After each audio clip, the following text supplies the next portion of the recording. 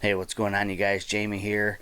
After the last EM1 Mark II video that I put out and kind of surprised at the number of views it got, I thought I should maybe take a little bit of time, put together another video that covers some different stuff about the camera rather than like a first impressions or anything like that, or one of those videos where I talk about my experiences with it. Let's actually look at the camera itself. Uh, what I'm going to do with this video is a little bit different. Normally, I'd like to talk through the videos as I'm going, and explain what I'm looking at or what have you. But this one is going to be long enough, I think, or enough in it that I honestly I don't feel like explaining every single thing that I'm going to show you. So basically, what we're going to be doing here is stepping through the entire menu system on the EM1 Mark II, and I think menu systems on the Olympus cameras are such a hot topic. I know that a lot of people, hate the Olympus menu system, and a lot of people like the Olympus menu system. I mean, I personally grew up on the Olympus menu system, so it doesn't bother me one bit. And actually, the new menu system really isn't a massive departure from the old one. So I personally, I don't have an issue with it. Some people do. I mean, it's an Olympus camera. We can do so much with these cameras that the menus have to be deep and involved in order to grant you access to all the settings. I mean, if there's a UI developer out there who can mock up a different interface, I'm sure I can get it in the hands of the appropriate people at Olympus if you want to go through the trouble of mocking one up. But for those who can't exactly do something like that or don't want to take the time to do something like that, these are the menus that we have to work with. And like I said, I personally don't have an issue with them. I will say, though, that because it is different than the previous generations, there was that initial shock, that, oh my gosh, where's everything at? Is it going to be hard to learn? It's really not. Rather than having to arrow over into like the A menu and then dig down through like numerous subsections of that, you've actually got it, rather than being buried all within A, you've actually got like A broken up into like A 1 2 3, B 1 2 3, etc. So it's really not harder. Actually, I think everything is a little more out there and easier to access, to be honest with you. So while it is different and it will take a little bit of getting used to, it's not something that you can't figure out.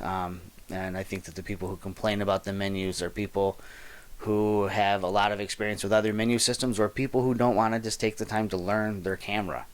It's like anything else. You can learn just enough to use it, or you can learn enough to be really proficient at it, and it just depends on your level of dedication to the camera, right?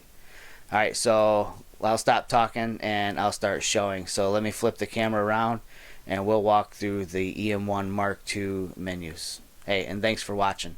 See ya.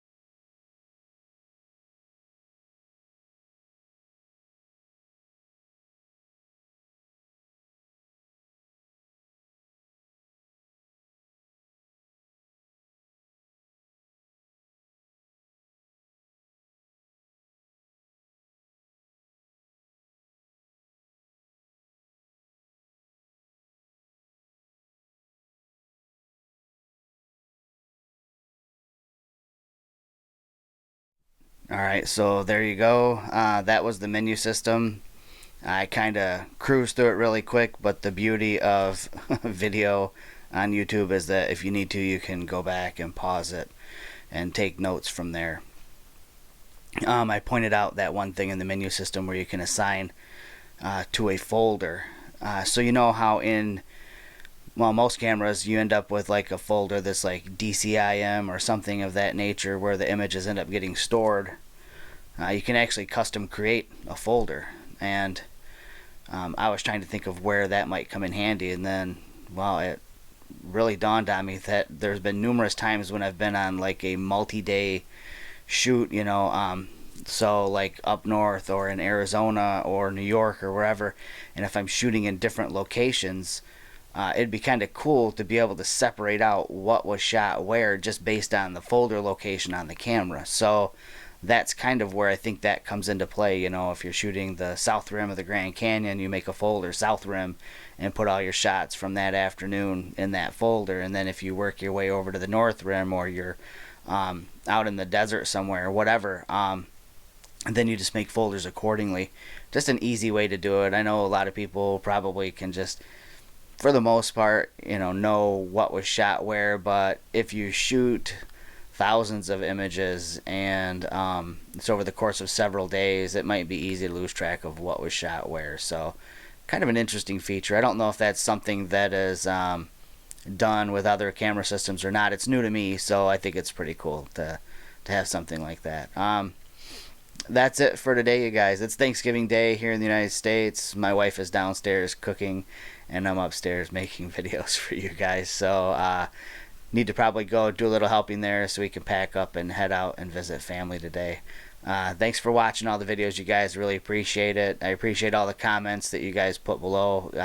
Great response and interactivity with the people that watch these videos.